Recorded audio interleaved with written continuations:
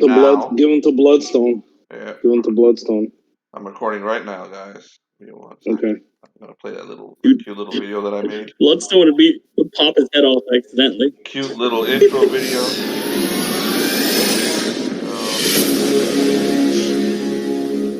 Look at that. Beautiful. And instead of editing it, I just played it.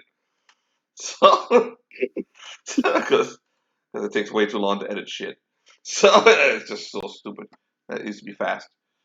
All right, then we're gonna pick up exactly where we left off. I'm gonna go mute and just step in when I have to step in. So there's certain things that can occur that make me step in. I don't know. So All right. Have fun. I'll be right here. Boom. You are in the beautiful, stunning. You're in a beautiful, stunning forest. Beautiful evergreen grass all around you. And you just heard the ominous horn from a distance. John's character, Beltram, he looks around frantically as his characters tend to be frantic. And when you hear the horn, you distinctively think it's a hunting horn. John's character has been mauled by dogs. You don't know how or why, but they have somehow approached the group and mauled his character. The dogs look at you guys, and after seeing the angel creature, they run away. John is on the floor, bleeding and unconscious. The horn sounds again. He is constantly being, his different characters are constantly being mauled by dogs. That's awesome. I'm like, yes, it's a God's will. Notice that they're, even though he's a dog, the dogs are his great enemy. So, again, the horn sounds, and this time it's a little louder, and you have the faint feeling that it's coming for you. And they're coming from deep in the forest. To your left, there's a great forest. To your right, there's evergreen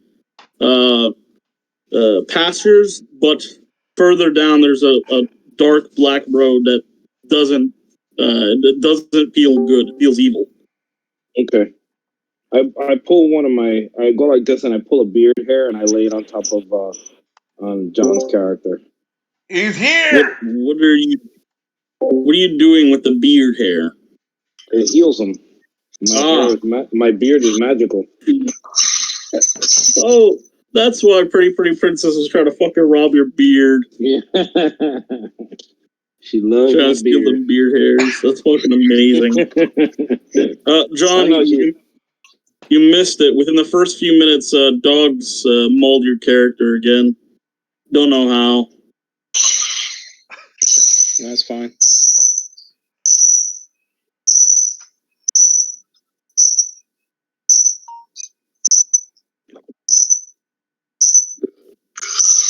All right. What is that noise coming from John? There's something going on there. That's what I want to know. Not doing anything that should be making that noise. Anyhow, John, your character got mauled again. Dogs mauled your character, and there's still a horn in the distance. You lose HPs. 1d4 from the dogs. I will roll it out now to see what the odds are.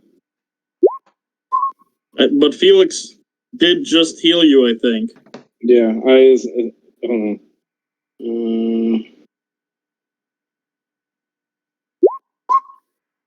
2 hit points.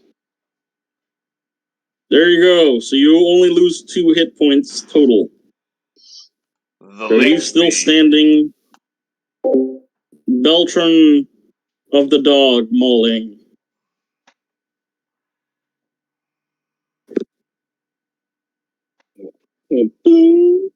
One of my golden hairs. Put it right on his head. You are quite fragile, my friend. Stand up. The dogs don't like you. The holes have been sealed. You're not bleeding anymore. but you're still hurt. So, Macready holding his 9mm, his M1911, looking around, is like, we just gonna stay here, or what's going on? No, we must leave. Hell, let's go to that Golden City. That looks nice. I bet we can get something good over there. I guess this is the only settlement around here, so let's go. Does anyone have any objections? Reddington? What is your name, young man? I look at John's character. Hello? That's you, Beltram. Sorry, I'm still muted.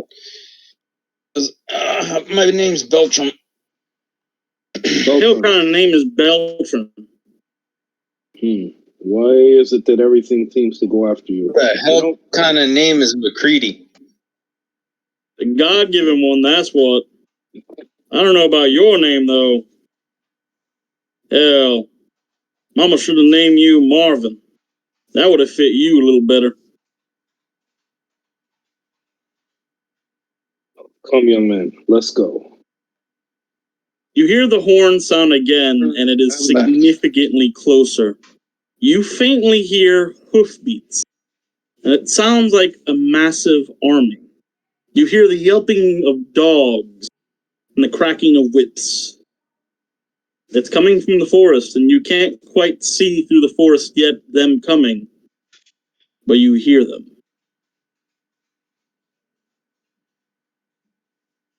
I think it's been quite observant, fun. No, not really. I do believe I'll be taking my leave.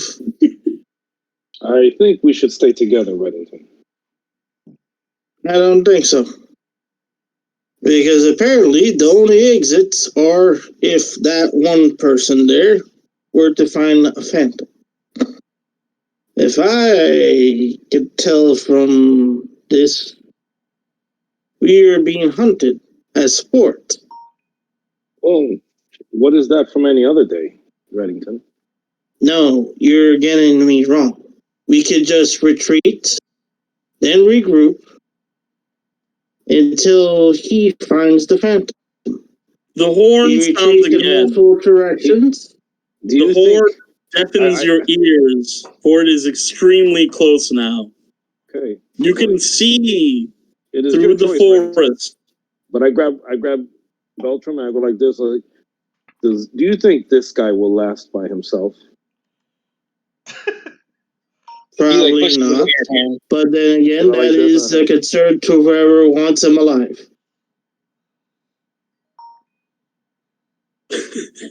Well, Reddington, one last time the horn sounds, and by this point you see the approaching army. To fly towards the opposite direction. You see the horn. You see the approaching army, and you see that at the head of the army, there's this great and massive horse. Not quite like any horse you've ever seen. It's different, but more powerful, masculine, scary. It's extremely fast. It's faster than any vehicle you've ever seen. It's a blur as it speeds towards you. And on top of this creature, you see the most peculiar thing: an albino lizard. A massive one with a Texan accent. I call upon you. Silence. Kill the interlopers!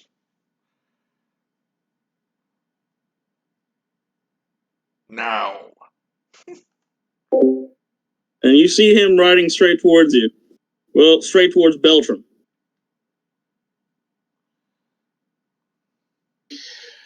You see, do you know these people, Beltram? I know the lunatic on the horse. He starts walking forward. All right. So he approaches at insanely fast speed, and in a blur, you see Silence swing his sword down to cut Beltram in half, and the second the sword touches just him, to point it out, Bellerophon and Reddington have met a version of Silence before. Yeah. When he was collecting the people, the kings. Probably a future version of him. Mhm. Indeed. So when that sword slaps into Beltram, you are all teleported to a different place again. It is again a gentle place, but it's more quiet. It's not quite as quiet. If you focus, you can hear the murmur of an army just in the distance. You are inside a very decrepit, dilapidated church. And in front of you is a group of people, all next to an altar. You see, How big is the church? the church is very small. You see one great warrior at the altar holding a blade like this, but his back is turned to you, and they don't notice you. Do you know these people, Beltram? Do I recognize any of them? Yeah. You do not recognize any of them. Among them, there is one very small and lithe girl wearing a white dress. Quick question. Do any of my brothers know these guys? No, they do not. Wait. No, I don't think you're well acquainted on your history, so no. You do not know who this historical figure is. Bellerophon is like, nope, no clue. So from left to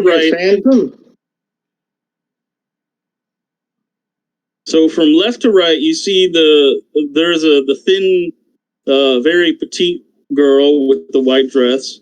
Then you see a massive hulking warrior of possibly Danish descent. And then you see, I think it was a Spaniard warrior on the right. He looks very suave. He was Arabic. Arabic? Oh, that's right. He totally was Arabic. Yes. And you see an Arabic warrior to the right, looking very suave with clean and dapper clothing. I mean, he also has plate armor, but he's very clean. The warrior in the middle speaks. I remember who I am now. There's only one thing left to do. The warrior lifts his great sword up in the air, and he leaves through one of the exits. He doesn't turn to look at you guys because there's an exit through the church itself. And you see outside there's a massive army of darkness. And he goes off to face that army.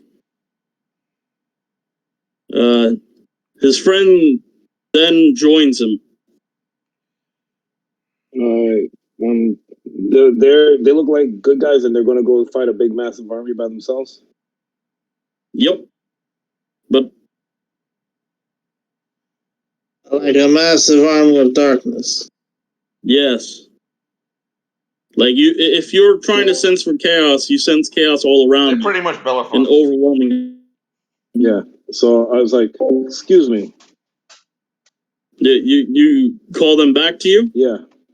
The warriors, you don't quite catch the warriors because they rush into battle, but the lady sees you and turns around. Aye, 'tis another great warrior. What brings you here? We came here to help. Is this the Swan Maiden, Tyler? Describe her. This is the Swan Maiden. We're trying to find the way out of this world engine.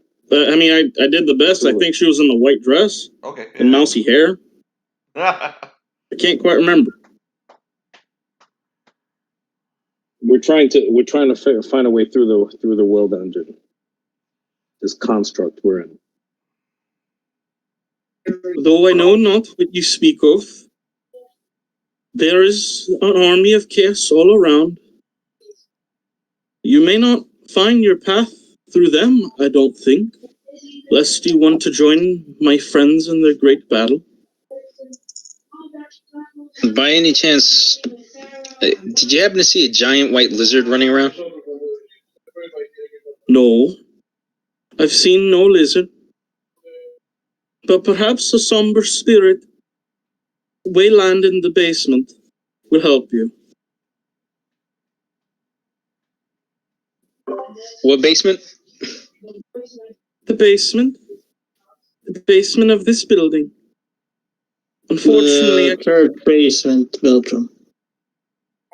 I say we check out the basement first. the moment you look away from her to talk to the rest of your to someone else, she runs off and joins them in the great battle. All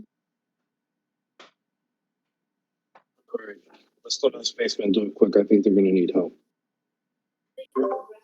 That's fine. So we run down to the basement. You see a dwarf with his head in his hands. He seems like he might be sobbing, but you don't hear any cries, and he looks like a rather old dwarf. You think it might be Ham. Ham? Is that you? When you speak his name, he then sobs. Oh, Jane, what have I done? Oh no, what have I done? Ham, what's going on? Wow, we haven't seen Yes. Ham in a while, man. Yeah. I must repent. Have to find it. I have to find. He keeps racking in sobs as he covers his head in his hands, much like this. Ham, what happened to Jane? Foolish spirit, you bloody idiot! I lost her, got her in a drunken splendor, and lost her to the angels or demons or whatever they are. Oh, I've lost her. Whatever will they think? My good friend? Oh, bloody hell. Okay. He keeps holding his head in his hands and sobbing. Good grief. Where was the last time you saw her?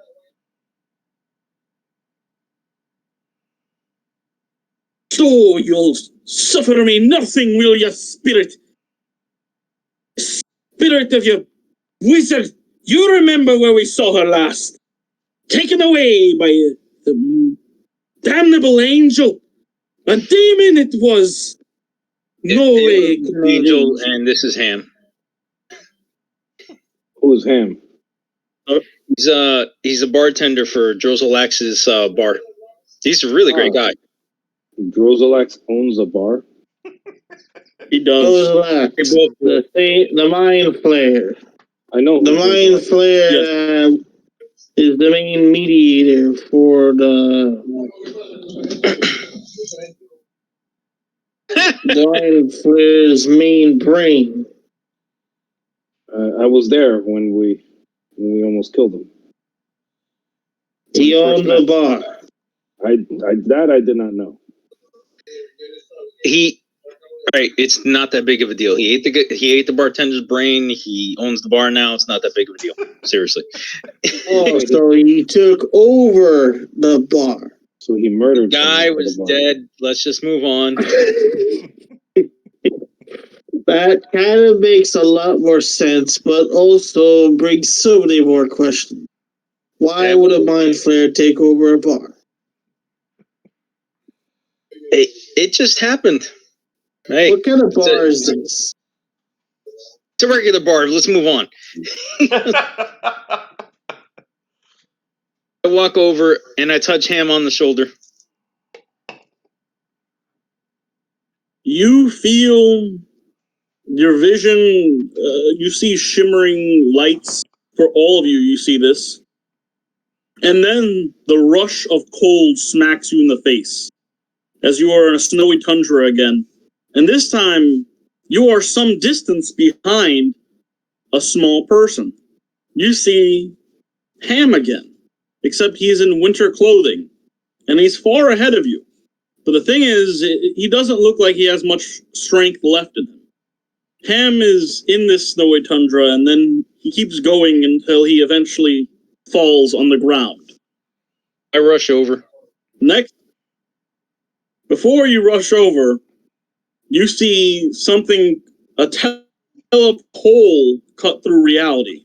And through this hole, a rather well-dressed man comes through. Older, with a goatee. Kind of looks like Dracula in a way. Oh no. He steps through, and then a mind flare steps through. You have done me quite a service in showing me Moonwind. Now, this dwarf is rather close to your Jane. I'm sure you want to help him, and he shall help you. Look for a castle. Now I must return. I have other things to attend to. It's been a pleasure, Drosela. The creature, the rather suave-looking man, then goes back into the portal and leaves the mind flare stunned at the sight of the dwarf on the ground. The blizzard gets more intense before it sweeps you again, and you are now inside of a very cold castle. Outside, you hear the blizzard screaming, and you're in a somewhat well lit room. It looks like it could be a chamber, a bed chamber. What do you do? Oh, Beltram? Where are we? Hold on for a second. Beltram's checking his messages.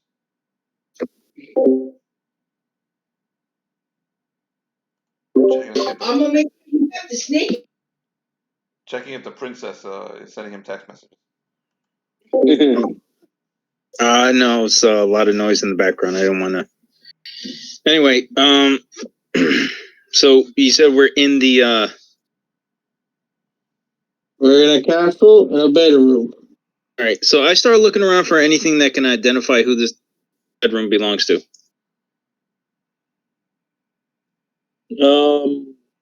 Intelligence check.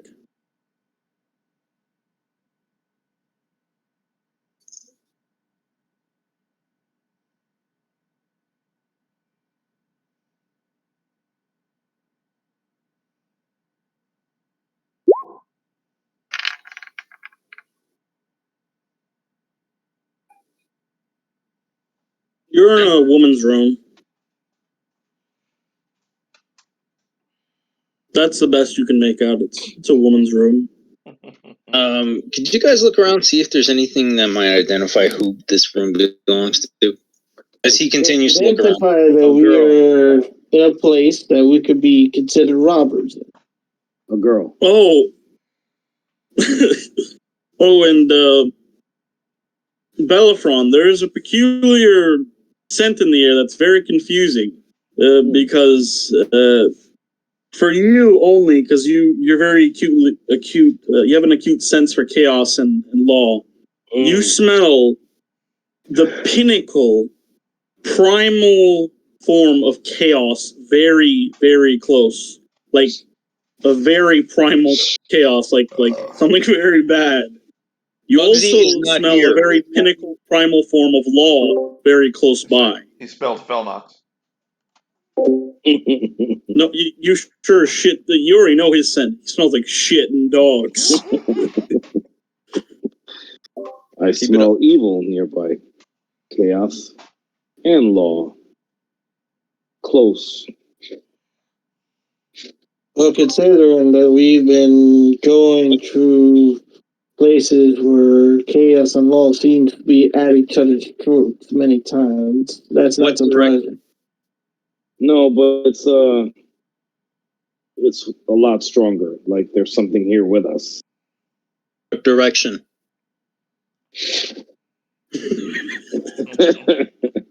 Outside the room, obviously. Yeah.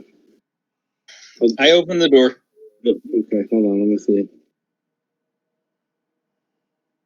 You see a girl with tangled white hair working at a desk with books all sprawled around her. You also see someone with long black hair who looks pretty much like the Witch of the Wilds standing over her. Is it Jane?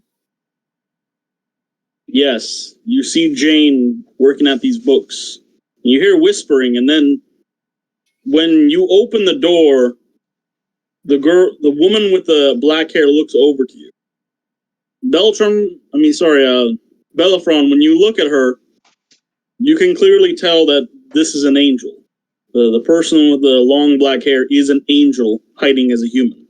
You can clearly tell that. That being said, there's a primal form of chaos that she's right next to. Like, it stinks. It's disgustingly chaotic. It's pure. Vivid. Is it next to her? Like, can I see anything around her? Anything she's holding? It might be it. You do not see any. You sense it from the girl itself. The girl with the white hair. Jane is. Jane is a child. There's two people there, Felix. There's a witch and a child. Yep. Oh, the child Beltram's eyes grow wide. Is an angel. Yep. Beltram's eyes grow wide. He's like, I can't believe it. Jane, this is the Witch of the Wilds. I can't believe it. It's like, where are we? The witch looks at both of you in pure and utter shock. She looks at this ragtag group, and she's fucking baffled. Runs forward, drops to his knees. He's like, he's like, you don't know what we've been through. The witch throws a frog at you, Beltram. Like, immediately, a frog appears out of nowhere, and it smacks your face. And she looks at Bellerophon. She looks at Bellerophon. She's completely and utterly shocked. What are you? Hello. Yeah, he's a friend of my brother. I am Bellerophon. And you are aware of what he is? And she points at Beltram. He knows. How he hasn't killed me, I don't know, and frankly, I don't care. Yes, we're trying to figure that one out. And who might this young girl be? She then covers over the girl. She is none of your concern. That is what she is. I'm just curious. You will know nothing of her. I mean, heretic that he charges. Beltram's like, how's she been? We haven't seen her in so long. She looks at you with, like, because of Beltram, she looks at Bellerophon. She looks at you with wild eyes, Beltram. She has been fine, trying to fix the problem you've brought on this world. And you bring another demon. What are you, angel that dwells with demons? She points at you again, Bellerophon, because, you know, she just saw Reddington. I think you're talking about Reddington. I turn on like this. Introduce yourself. Reddington just waved. That's awesome. I don't know who she is, but I'm pretty sure it is an intimate moment. Uh-oh. I was gonna make him pass out out of nowhere if he was gone for too long. All right. Well, knowing that and seeing your face, so what did you say? Because as you were explaining, it just lagged out. She said, "Who are you?" Pointing to Bellerophon. Who are you? Who travels with demons? I'm Bellerophon. You seem to have power of an angel, but perhaps more like a deity. I am. Yes, he is a god.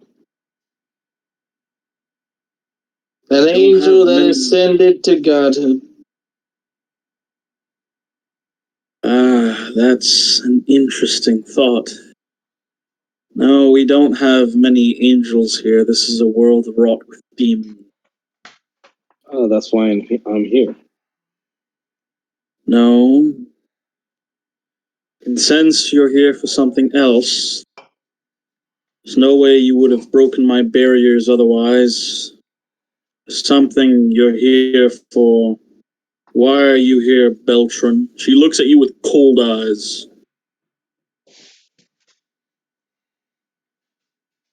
John? John? You there? John? John? John? John? Oh boy. This is why camera, John. John passes out. Damn it! Not enough time! Hey, John, could you put on your camera, dude? It's hard to... This is when you like ninja out. On my camera, this is going to happen twice as much. Don't you have Fair internet point. in the house? What? You have internet in the house? Yeah. No matter. The witch looks at you with cold eyes and says, "What are you doing here?" Beltram? Or both? Beltram. Sorry. Clarify. Beltram. He goes like, well... You're asking what that mage is doing here. He tried to help his two brothers save a world from complete and utter destruction. They have. In my defense, I didn't know what happened until I ended up part of that whole deal. Oh. We've been ported around repeatedly, and this is just getting completely insane. From what I can tell, he's also a bit loose-headed like his two brothers. Oh, yes. He gives you a nasty look. The other heads are similar, then yes. He's awakened, and yet you're not wreaking havoc upon the world. I suppose I have the only other being of law here to thank for that. No matter. So you If you're asking how he's trying to save the world, he volunteered himself when he couldn't handle it by himself. And that's how he ended up here. Whoa. I didn't volunteer for anything. Ugh. I got tossed into this mess. She flicks a frog at Reddington's face. Please, I don't want to have to talk to demons any more than I have to. Now, throwing frogs at assholes. That's awesome. Now, Beltram, you are a sickening being of chaos. I tried to send you towards artifacts to help this sickness, but Jane... He holds up the club. He's like, some jackass blew my hand off and took it. That's wonderful. Oh, it looks like you've transformed into something worse. You've consumed a few souls. How sickening. That was not me. That was some crazy lizard who dumped gold into me when I was in a bad way. Gold? Yeah, it's really weird. I would That was want not gold me. That was into Lexington. And he is not here. Yeah, no, they somehow stuffed me full of gold, and next thing I know, if somebody kills me and the gold touches them, I take them over. It's a freaking nightmare. So you die, you will take over any one person that happens to be the closest to you right now. Yeah, if the gold gets on them, it'll take them over. Reddington starts stepping a bit back. She flicks like 3 frogs at both Reddington and Beltram. Like they appear out of nowhere. You have no idea where they come from. Actually, what do you know about this? Because I would like to go no back desire to talk to you, for I have now seen through you. It's like frog. talking about? Phantom, Do the frogs wear strawberries on you. It's like They do not have strawberries on their head. their head? Oh my goodness. Now, she opens the door to the neck. She opens the door out. You need to find a phantom. If I've searched your mind properly, and I think I have, you need to find a phantom and be on your way. Please do so before I kill you. Oh, that's not that big of a threat. I've been killed plenty of times. I believe it. All right. Go before. The 3 heads tend to be suicidal. Excuse me, that was the one brother, and he was pissed because you betrayed him, and his mother. She moves her hand, and Beltram is flung out of the fucking room. Gone. Like he flies out of the goddamn room. I trust the rest of you will join him. Lord. What do? She goes back to, waits for all of you to leave as she's covering the white-haired girl. And the white-haired girl looks at all of you with open eyes like she's completely astounded. Before we leave, can you hit them with frogs again? I was quite entertained by that. For the only other being of law I've seen other than my brothers, I would gladly do so. You see a fucking rain of frogs smack Reddington. Do an agility roll not to fucking fall down. And Beltram, as you're standing up, frogs fucking overwhelm you. Make an agility roll to stand up yourself. Astounding. You. I love this.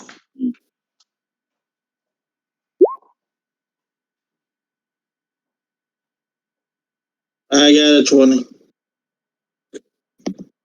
You're both able to fucking withstand the hail of frogs. All right. Enough with the frogs. I'm leaving you. Thank you. That was I made my day. Yes, well, those beings of chaos sicken me to my core. So do you. She looks at Reddington with cold eyes, like. I'm like. All right. You make a strength roll to prevent yourself from being thrown out of the fucking room. God damn it. Sorry, I actually know agility roll because you're grabbing onto anything and everything because she's like a wisp just grabbed you. Nope. Ooh. Yeah, you fucking fly out of the room just the same as John. As Beltram. All right. Go find your phantom then. Have a wonderful day. It's a pleasure. You guys, Beltram, when you finally stand up and you're aching a little over, you see the you see Reddington looking at you. Except it's not Reddington, it's Reddington in a different outfit, an older outfit. He's looking right at you. It's like, how are you? I'm fine. You look worse for wear. Oh, you have no idea. And it seems you've brought the real Reddington here. The one I knew. And his dear friend, Bellerophon. Mm-hmm. Isn't this interesting? Not really. No? Well, I'm rather amused. This is all I'm rather confused. Oh, Reddington, I mimic the greatest part of you. I am Rex. You mimic the greatest part of it. Or so from which I perceive. Felix, these are all characters from Tyler's campaign. He's having fun torturing these two assholes who deserve it. Yes. I know. The frogs was funny. I had to see it again before I left.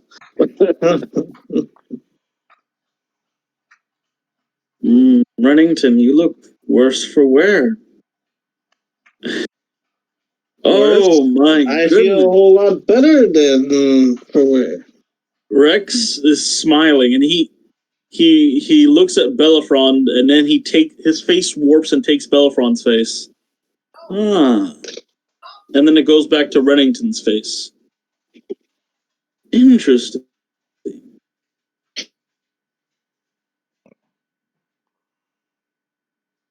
You both by any have chance, had have you seen Several around? This isn't a dream for me, you see. And I have just peered into the minds of both of your friends. Or at least what they'd allow me to see. Very interesting. You're still sane? I still remember what my brother remembers, and how are you not losing your mind? You forget, I am what you call a cosmic horror.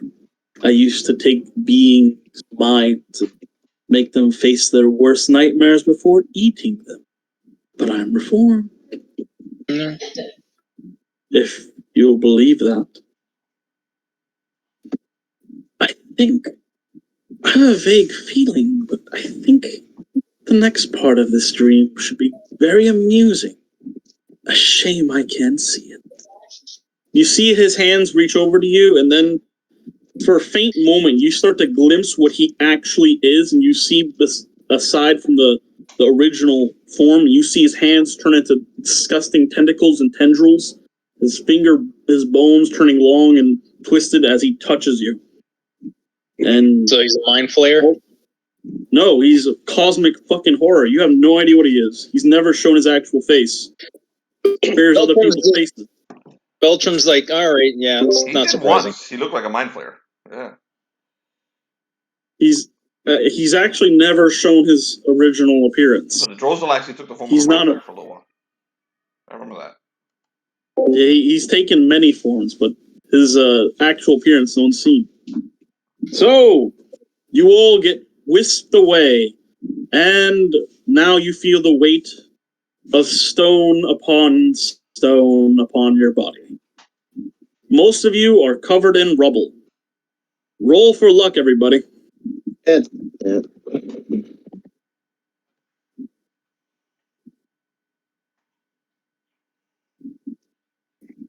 Nothing else, just luck. Just luck.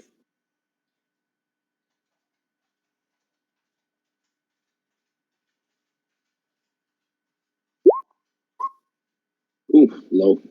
6. Wait, wisdom? Oh, crud. I got the highest luck in the group. Oh, that hurts. 21. Yeah, I noticed. You're covered. Reddington, because you're bullshit. And Felix, you're deep under the ground, covered by a lot of rubble and debris. And John, Wow. Your ass is covered deep in rubble. You're deep in the earth. Well, actually, I'm sorry, the roll actually applies to everyone. Yes. No, this will still work. So we're all covered in rubble? Indeed you are. You have to make strength checks to escape. Everyone except Beltram. Beltram, you hear the ground above you getting ripped and torn and pulled off of you. Is it strength to escape? Yes.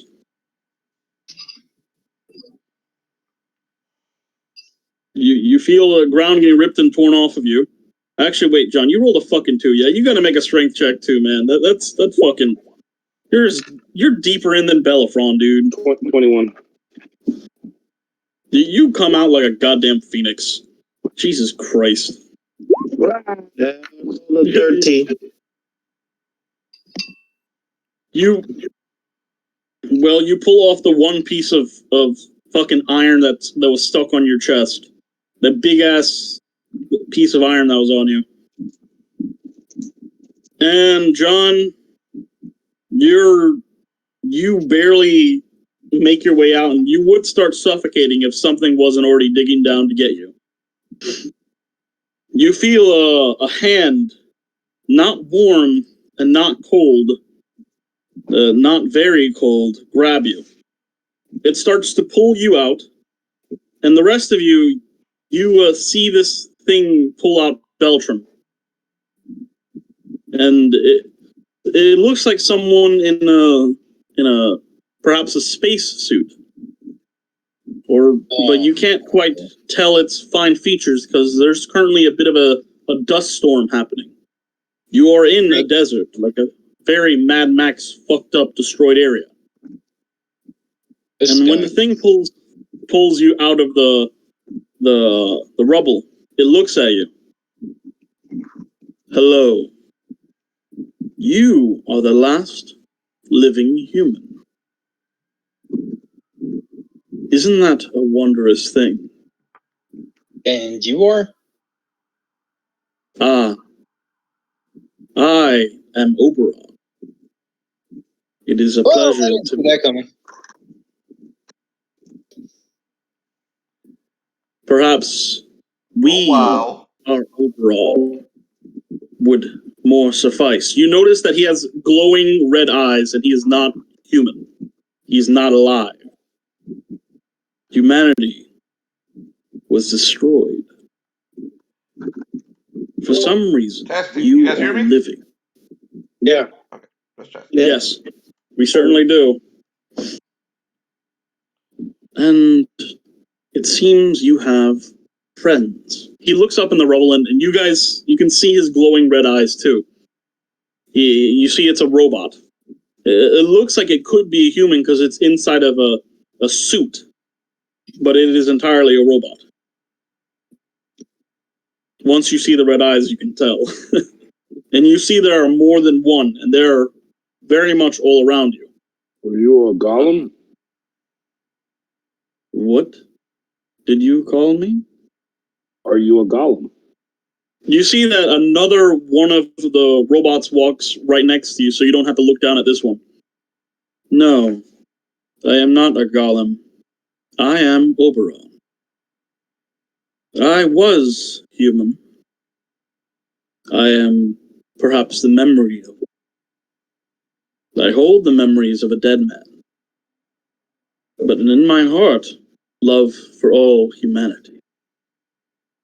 Which is what confounds me. My mutant friend. 2 mutants.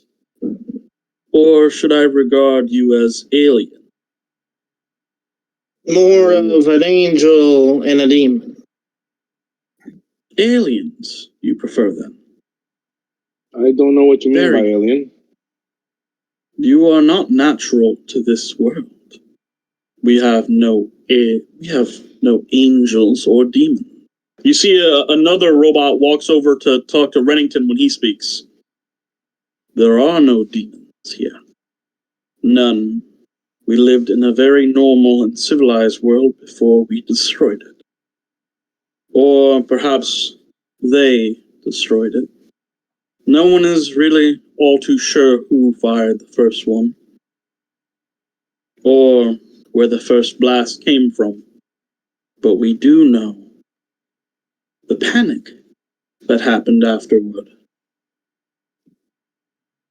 Though, and bear in mind, they all speak at they keep interchanging. Speaking. They interchange who they speak, and sometimes they speak in unison. Now, Have you seen any other oddities around besides us? yes, we have another alien, or would you prefer? He then moves his arm, and the robot that's next to Bellerophon speaks, or mutant, if you prefer.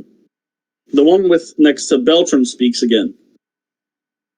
There is a mutant, or alien, a wailing witch, if you wish to call them that.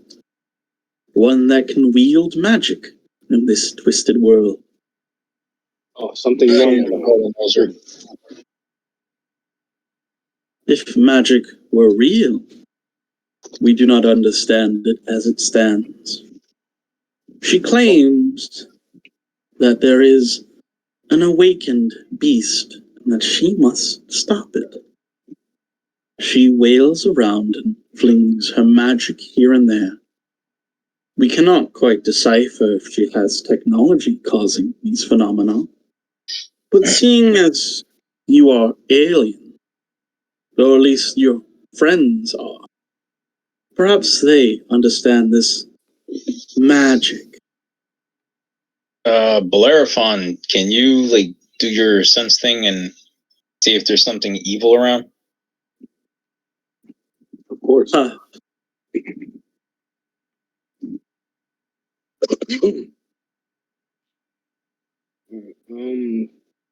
The robot then it carries you, Beltram, and makes sure you're standing and you're not as dirty. It slaps the dirt off of you, and then awkwardly moves away. The other robots, they continue searching through the rubble, and they pull out some corpses. See, these ones, they didn't quite survive the blast as you did. See, this was apparently one of the last human strongholds. I have a sinking feeling that you were the cause of this explosion. He drops the corpse. Perhaps you, all coming here, caused this. What an interesting thing that would be. I came all this way to help. But you can help me find the other human strongholds.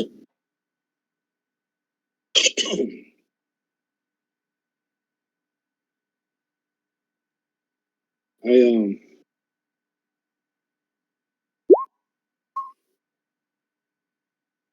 18. Well, shit. To roll to detect evil. You sense chaos towards the north. You sense that way. Wild magic and chaos to the north. That way. All right, I guess that's the way we go. Very good. May I accompany you on your great quest? Angels and demons. If you can make sure the wizard doesn't die every couple seconds. Yeah, it does get quite difficult. No worries. He grabs Beltram's shoulder with an intense grip and stabs him with a needle. Beltram, if you have any wounds, they are healed. But it's extremely fucking painful as it happens. I kind of figured. There. Yeah, what about... Hold on. His medical condition has been improved. Yeah! Oh, Yes, I forgot. When I apply medical stabilizer, very painful. After all, it does reinvigorate your body. It's all right. Such as... He screams a lot. Then nothing is amiss. We should continue. And you notice that you see more of these glowing red eyes in the distance, and they're looking at you. You notice that very faintly that there's many of them. It's almost as if there's a sea of them just beyond the storm. There's only maybe 6 or 7 among you, but it seems like there's perhaps hundreds inside the storm.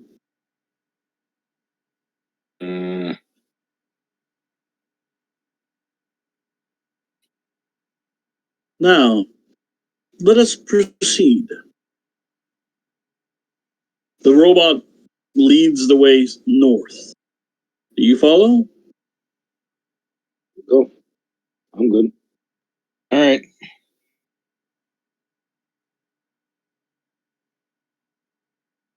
So you make your way north for maybe 30 minutes or so, and you start hearing the raving. This person. Beltram, you recognize it as the princess. And you hear her raving and screaming. And you can make out this much. No, he's been awakened. Where is it? Where is it? And I cautiously make my way over. When you finally get close enough to see through the storm, you see that there's a destroyed library, and you see that she is rummaging through the books, and you see magic. You see lightning pouring out of her hands, and she keeps throwing things aside, and you sense chaos spewing out of her. Wait, no. Can't be here. No. She looks over in your direction. By the gods. No. You've awakened, Cerberus. You're gonna destroy my world, and I sure as hell won't allow that. Look, the other 2 parts are off in different directions. I'm not looking to destroy anyone or anything. What exactly are you looking for? Whole initiative. Oh, boy.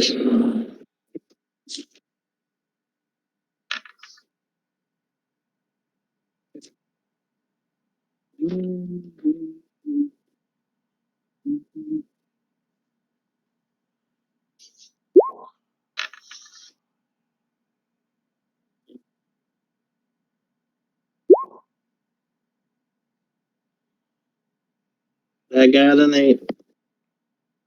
Sounds good.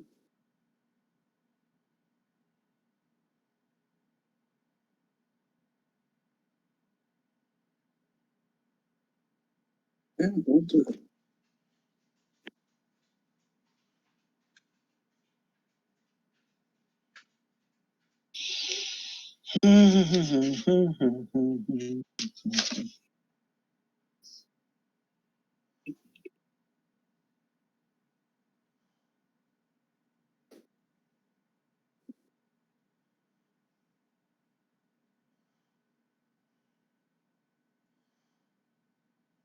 Bellerophon, you roll?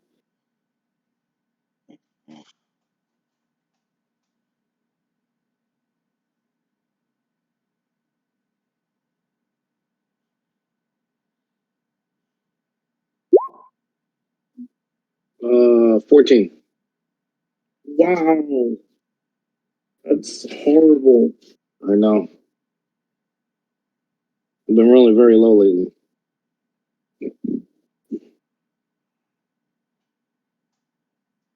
There we go.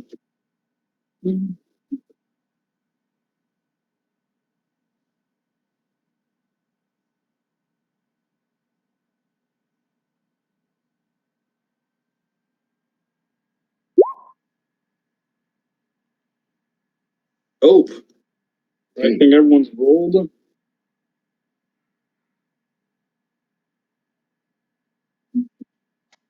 John, you roll an 8? Yes, sir. All right.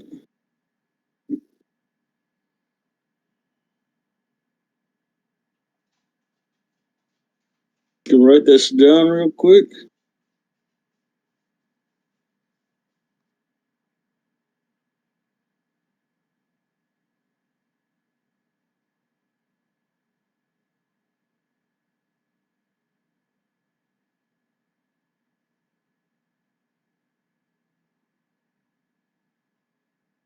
Oh, immediately starting off the bat,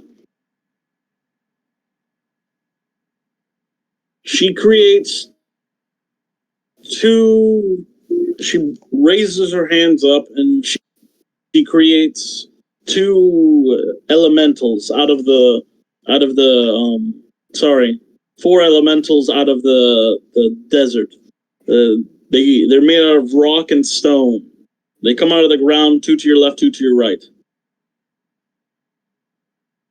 Oh boy. The robot seems interested and it rubs his faceplate. It's not really much of anything, but he still rubs it. Interesting. After she does that, she then does. Let's see.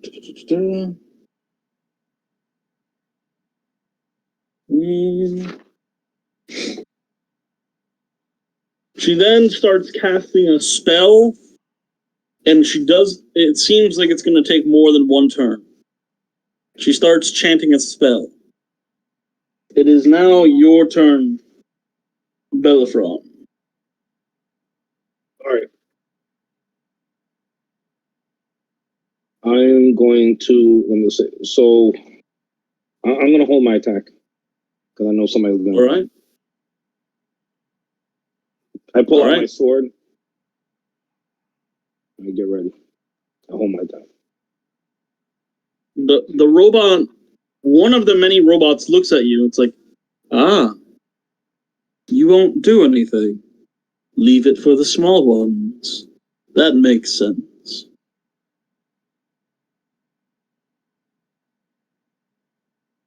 The robots, it seems like the robots are moving though. They're moving in a weird way, like they're moving like an awkward pattern between each other. Now, since after your turn, it's either John or Jonathan. Either or can go first. I choose to try to fade in the storm. Roll for sneak, dude.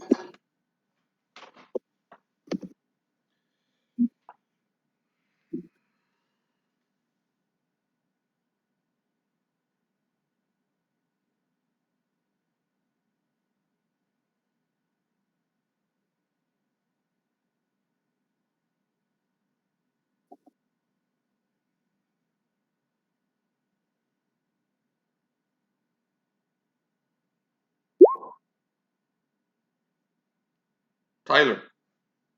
23. Tyler. Yeah. Tyler. Telegram. All right. 23. Yeah, you fucking sneak just fine and dandy. All right. Wow, almost out of charge.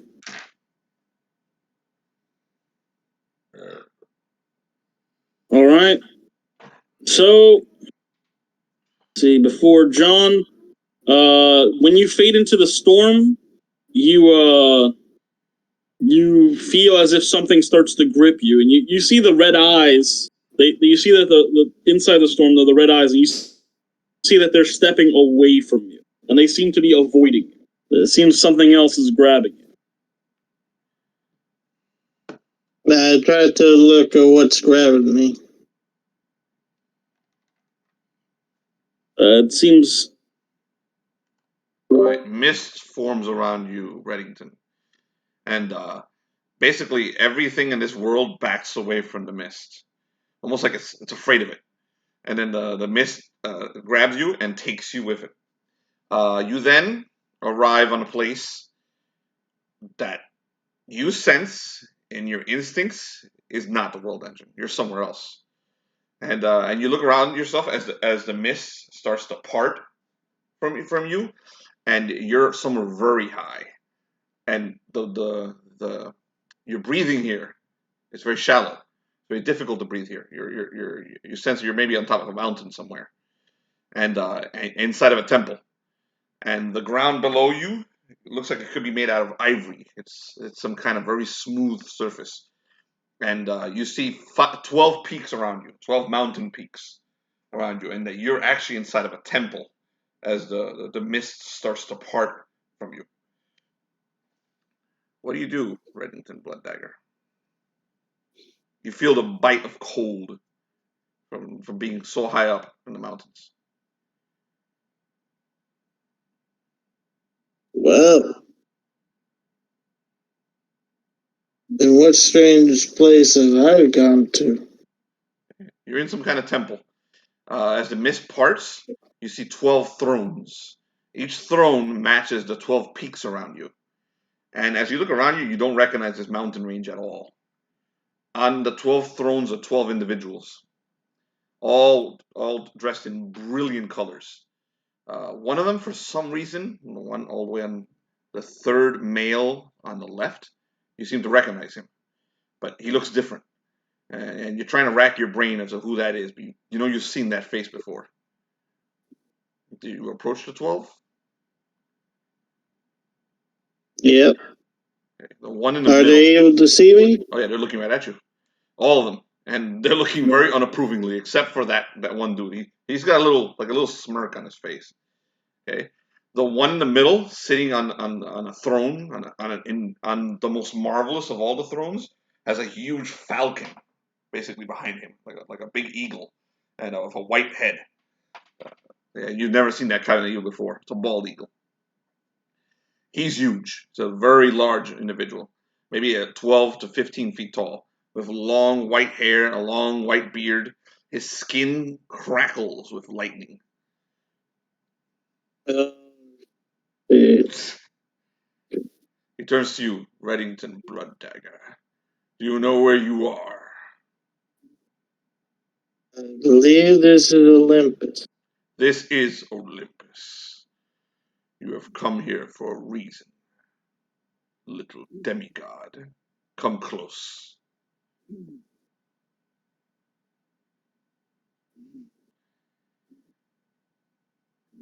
A mist starts to form into a figure right next to you. The figure has wings on a helmet and wings coming out of his the shoes he's wearing. And he looks over, he smirks at you. I picked you up, buddy. You can join them. You can't get away. And he starts to grow. He's about 12 feet tall. Go join them. Your family.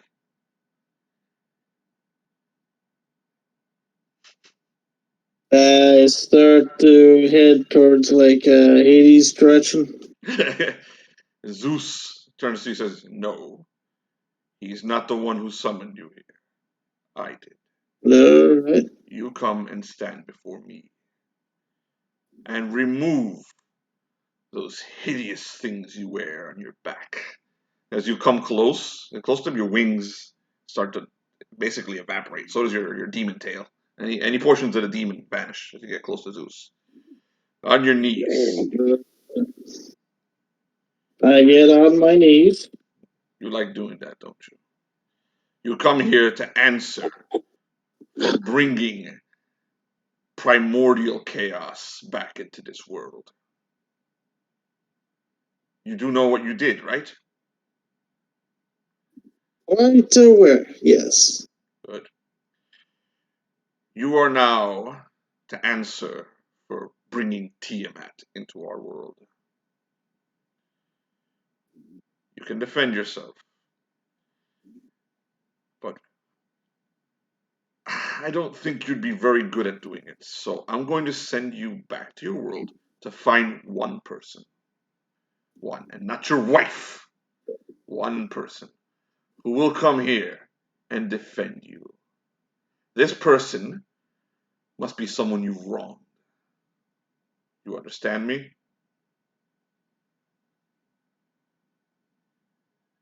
Alright.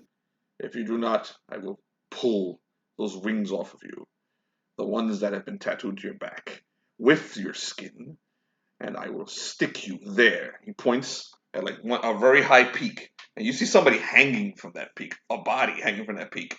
And that body's cut open and you see its guts hanging down. And there are 3 vultures eating the guts. You understand? Prometheus. You understand what will happen to you?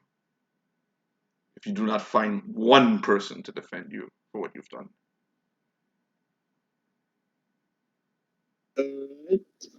Good, Reddington Blood Dagger. You may stay here tonight and enjoy the fruits. There's a table filled with food.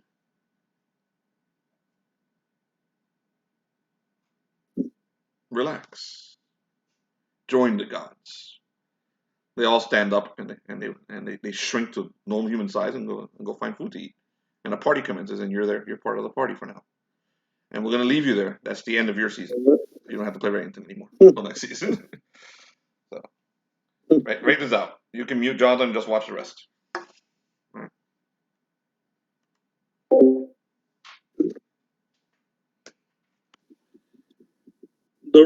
The robot goes over to Bellerophon. Your friend is dead. Sorry. Which friend? I watched. Unless, perhaps, you would call it magic from which he was disintegrated. Are you talking about Reddington? Indeed. I watched as he pretended to hide from me, and then something took him. Then it probably was magic. Yes, magic. He isn't dead. Though I would recommend you do go into sorrow for some time so you may get over his death. I would know if he had died, and he's not dead. So you are wrong. Of course, denial is a perfectly natural part of life. It's okay. You don't know yet. You haven't ascended yet. And one day. Yes. The robot, you hear whirring and creaking and all that? Oh, that's right. A fight was happening. John, it's your turn. John? John! So, right now she's casting, right? She's casting, yeah. She's looking you dead in the eye. And there's 2 elementals, one to each side of her? Yep. They haven't moved yet.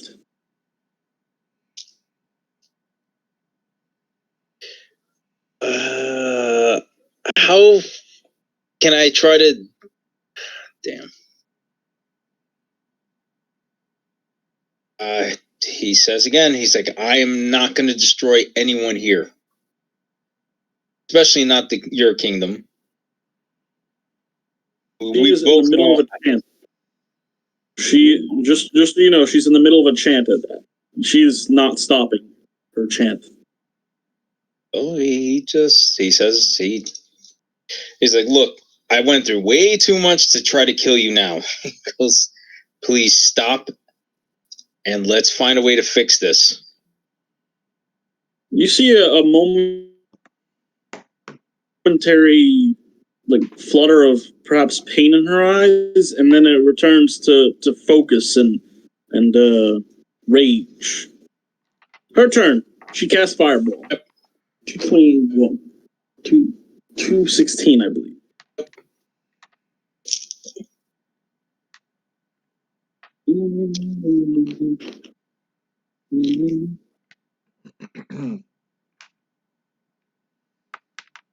It took her that long to cast Fireball? Probably souping it up. Oh, yeah. Yeah, souping it up. She's like, boom! He just puts his arms out. He's like, well, it's about time.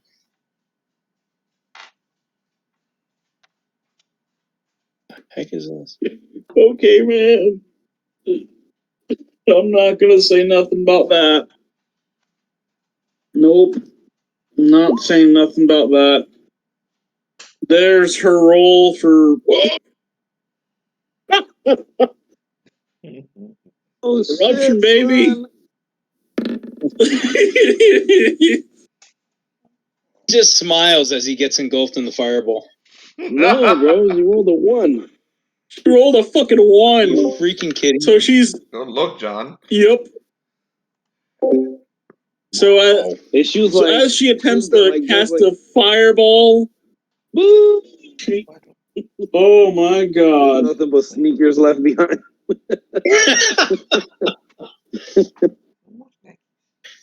Oh man! Beltram doesn't even realize. He just closed his eyes, he smiled, and he's got his arms open waiting for the fireball. So with her failure, her hands turn to bones and she screams. She howls as her hand turns to bones and flame racks her. Her whole hand, her whole arm is completely bony now. She's howling in pain. Oh my goodness. Scream or not, I will stop you!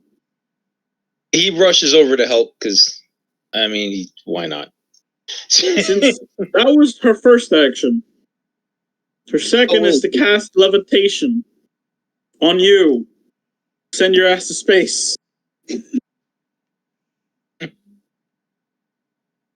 Yep.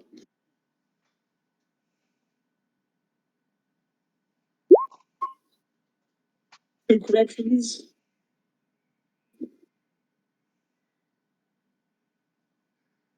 He's 176.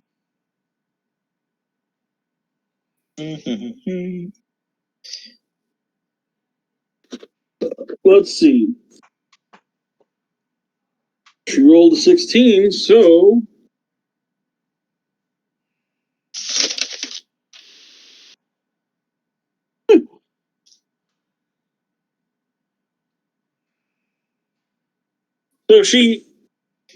she attempts to make you levitate, but then you see that the power stops at her hand, her bone hands. She looks at her charred bone hands, which she's still somehow able to move. You hear the creak, like the crackling, the bone sounds. And then she touches a massive 300-pound boulder. She grabs it and shoves it towards you. Like a massive fucking boulder. Could I try to dodge? Yeah. You notice that all the robots have already gotten out of the way. The robots are getting out of the way, and they look over to Bellerophon, and they're like, come. This is their fight. Come. The robot, like, he grabs... It's Bellerophon's huge. He just kind of grabs...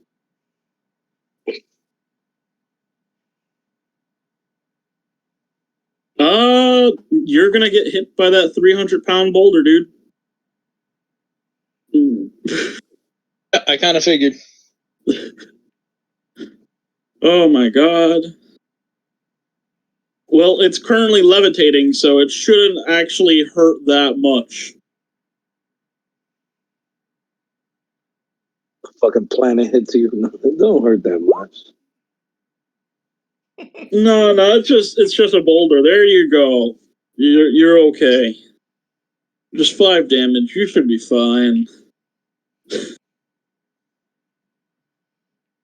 Okay. All right. So why are you not? That brings it back. She's evil, right? She's chaos. She is chaotic. Not that nice either. And why are you playing with her, Beltram? He was like, I went through a lot to save her once before. He's like, honestly, killing her now? Come on, man. I just want to stop her. Well, you could stop her by removing her head from her shoulders. Without killing her? You see that there's already robots behind her? You see that Oberon is already behind her, above her, around her is like, and the Oberon that's right next to her is like, yes, you could stop her by ripping off her head, but she is one of the last humans. A travesty if you were to kill her. This horrifies her when she sees Oberon. She immediately casts lightning upon Oberon's robot body, and it sizzles and falls to the ground. And there's Oberon above her looks down, and is like, a shame. Those aren't easy to make. She is hysterical now. Bellerophon? It's your turn, Bellerophon. What do you do for your turn? Goes, Bellerophon, my brother says he's always thinking that you know a lot. He's like, you know what that thing is? And he's pointing at Oberon. Because she's more scared of them than me. He's like, and I'm freaking Cerberus. So you want her alive. Okay. I walk up to her and I hit her. Before Oberon, the non-lethal back hit with a broadsword. I walk up to her and I hit her with the flat end of the flat of the two-handed sword. I go, that always works. But right before you start walking, Oberon, he grabs he attempts to grab your shoulder, however high it is. It's like, friend, could you repair this with your magic? I have lost one of my pieces, and he points at the robot on the ground. It's like, the robot that's on the floor, twitching. Those are very useful. Yes, but magic doesn't work on objects like that. You know, that's magician stuff. I'm a clerical, different. There's a difference between that magic. Shame. You need a black. Go ahead. Do your lethal, non-lethal takedown. Then Do not let me. I'll be right back. I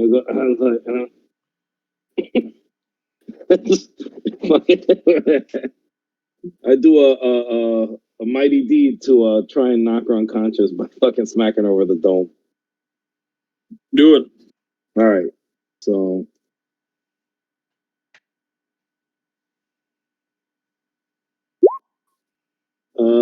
Seven. My God. So,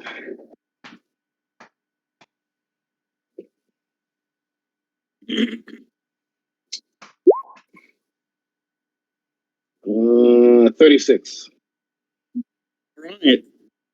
Do your damage.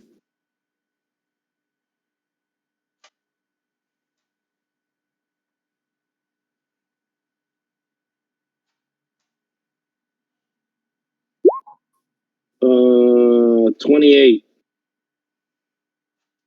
And if she's chaotic, her heart.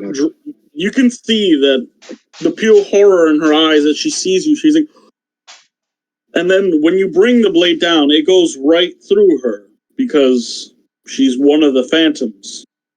But the damage you do on the ground, you fucking open up the goddamn earth. She flies away because of the damage you did to the ground.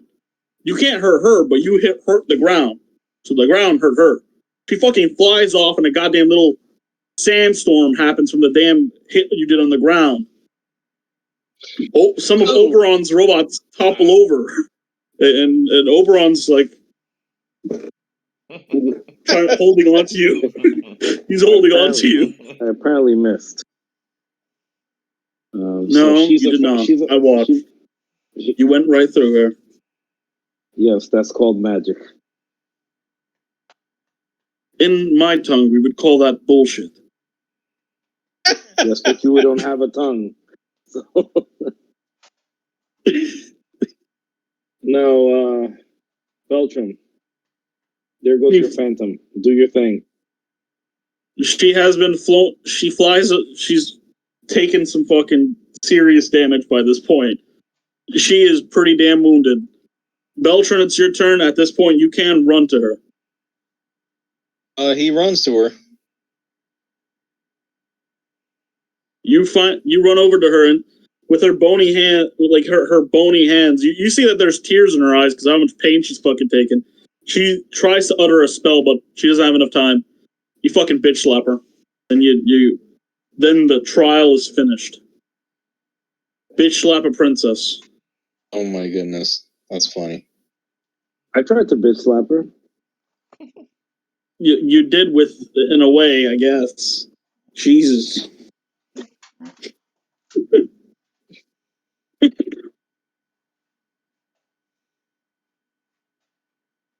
And when you go on to the next place you go to, you notice that not only is Macready with you, but so is Oberon because he was holding on to you. Shit, where am I?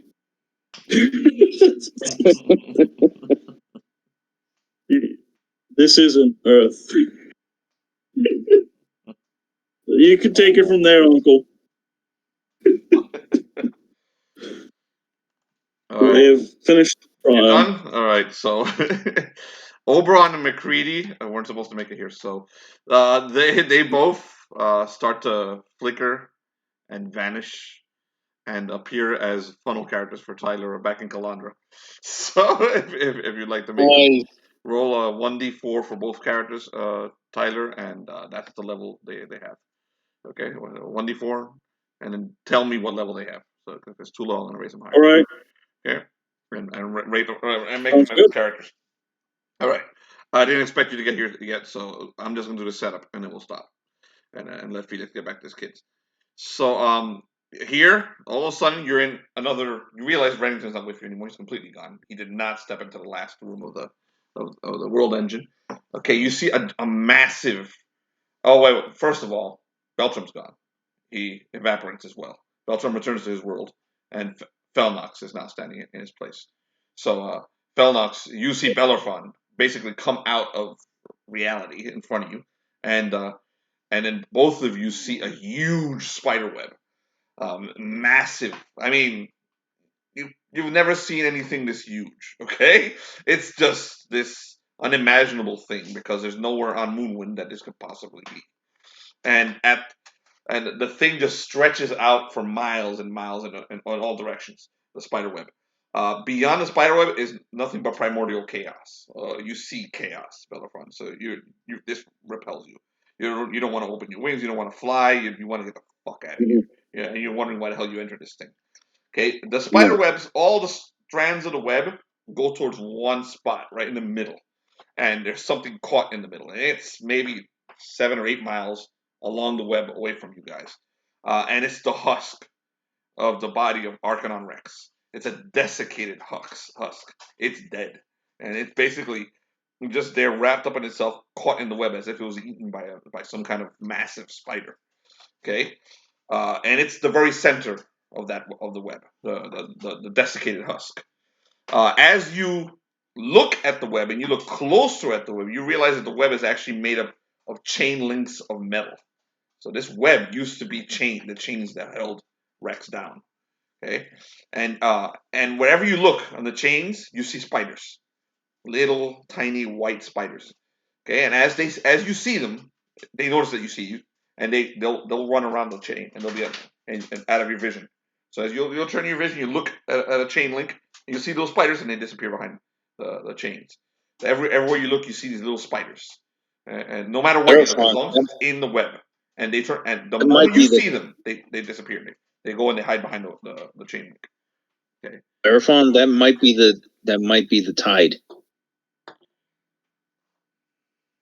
Whatever Tide is in here somewhere. We have to get there to the center. This is the center. No, the center is. That's the center. The center is Rex, the desiccated corpse of Arcanon Rex. I thought we were at the corpse of Arcanon Rex. No, you're No. some kind of edge, some weird edge of reality. Oh, whoops. Behind you Sorry. is nothing but mist. Ahead of you goes the web. You can try to step through the mist.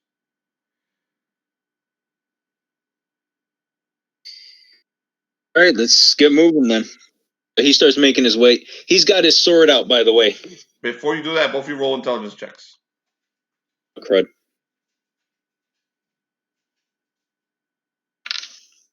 All right. No. Felnox. Nope. Finally. A lot of bad shit here. Bellerophon's like, this bad. It's real bad. Bad. What did John roll? Bad in here. Woo, bad. John, you notice through the mist behind you that you can see Calandra.